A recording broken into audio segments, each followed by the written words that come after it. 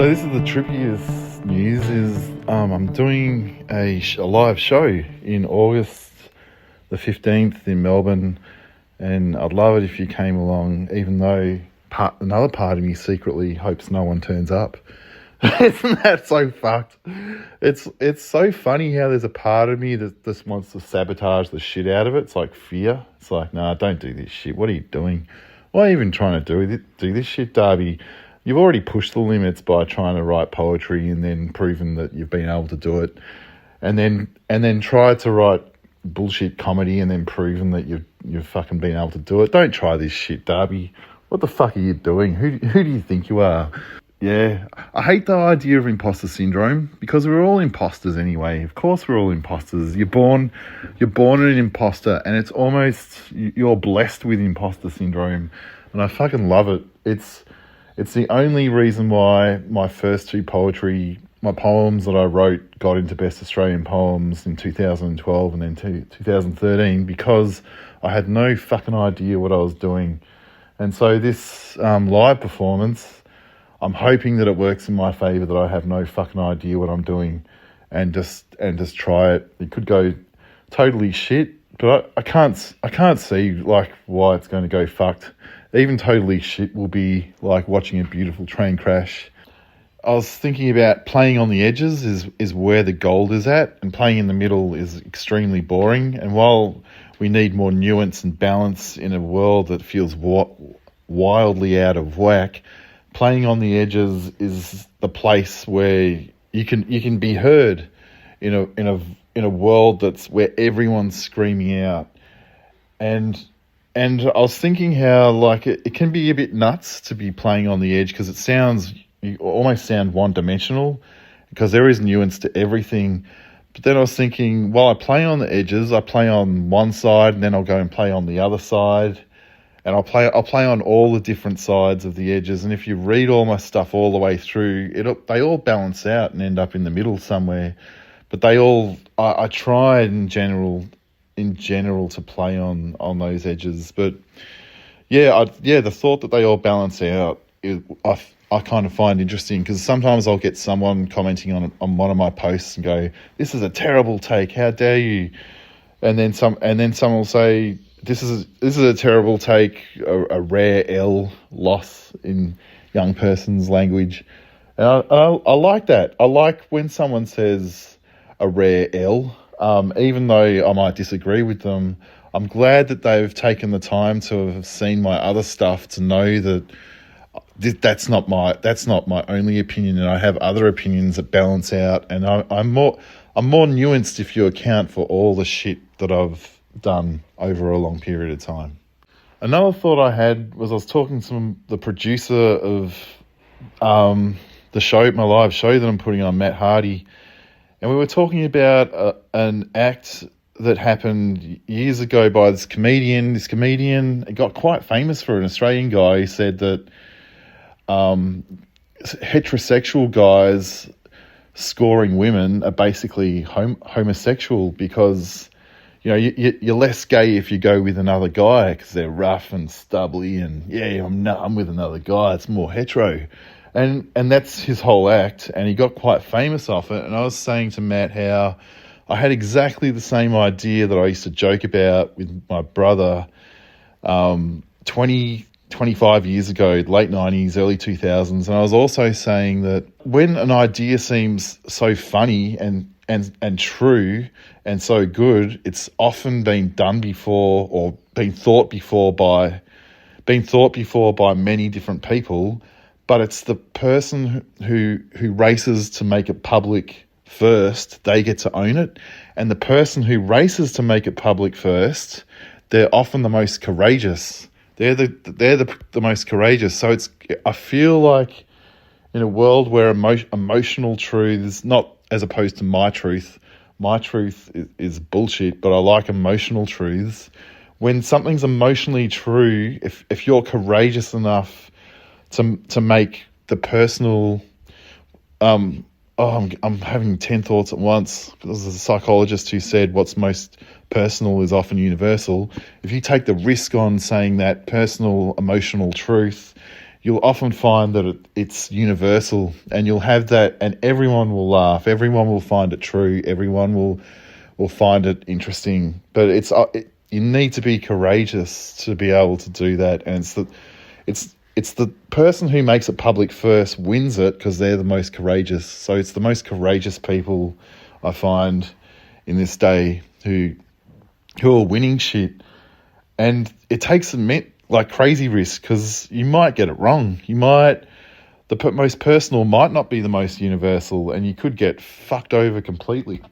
Oh shit, I'm burping at the same time. Excuse me. I haven't eaten anything. This is stupid. So I'm finding myself increasingly, like, the older I get, I feel like I'm able to have attuned some sort of altimeter, some sort of aerial antenna thing that can gauge emotional truths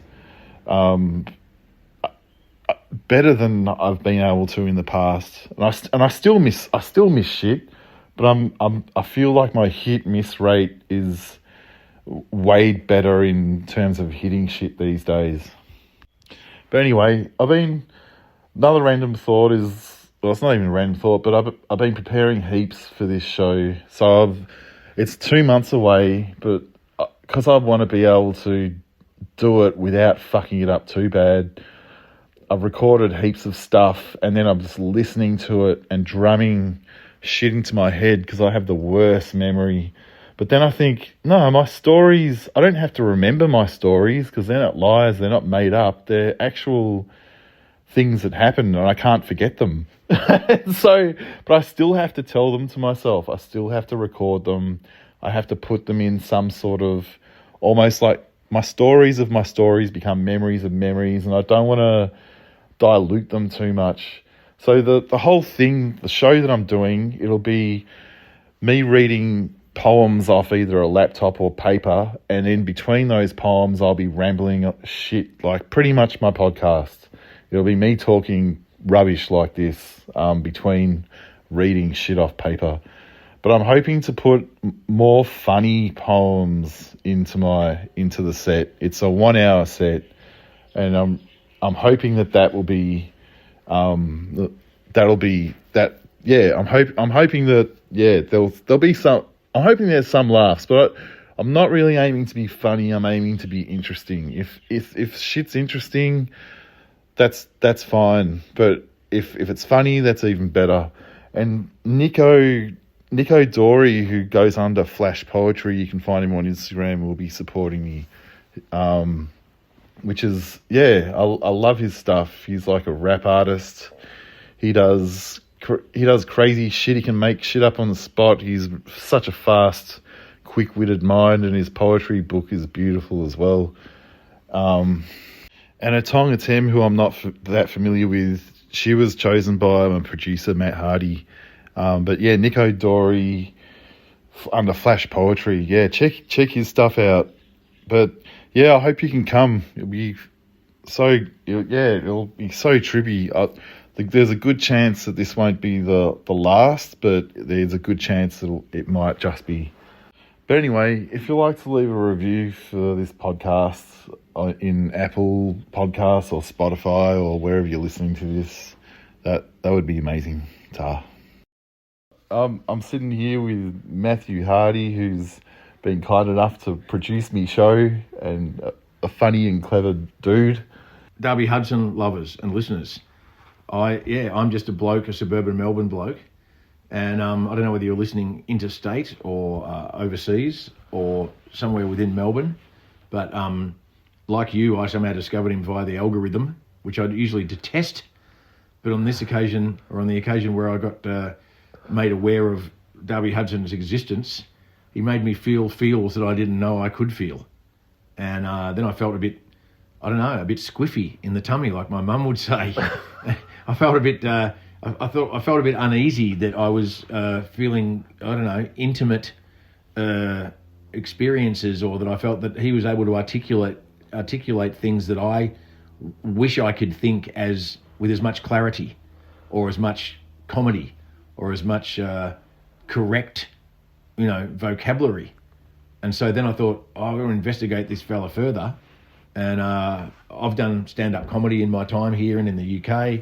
I'm interested in the writing of, I don't know, stories or the telling of stories.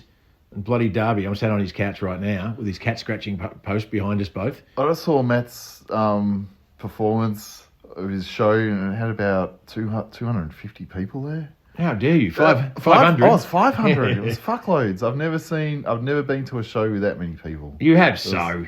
No. Have you not seen U2 or bloody... The MCG maybe, but in a place like that, like a small, like an intimate crowd. Oh, yeah, but... That's packed, like fucking well, nuts. that's based on my childhood memoir. I got brought up in Glen Waverley, and I wanted to be an AFL footy player, or then VFL before it went national, the league, Victorian Football League. And I wanted to be a particular player called Trevor Barker. And anyway, first of all, I had to realise that you can't become another person. That person already exists. You can try and emulate them. Anyway, so then I contacted you. We caught up, and because I put on my own shows involving the financing of hiring the venue and paying for the advertising and whatever else is involved in producing a form of entertainment that you hope an audience turns up to. We've worked together on making this happen. Your debut on a stage at the Howler in Thornbury, and I'm hoping that the people that listen to this, who've enjoyed a lot of your stuff gratis, might want to throw a couple of coins in the bucket by turning up in person and grabbing a ticket that you've been, providing the link for on your last couple of posts. But I'm happy to be here at the coalface. I feel privileged.